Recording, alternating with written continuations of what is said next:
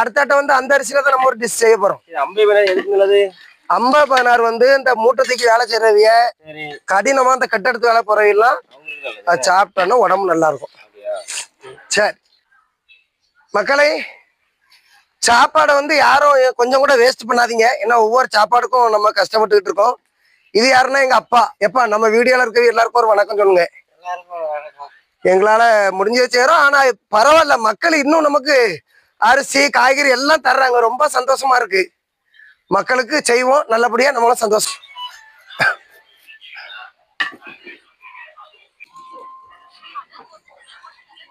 நண்பர்களே, இந்தாட்ட நம்ம வெஜிடபிள் பிரியாணி செஞ்சு கொடுக்குறோம்.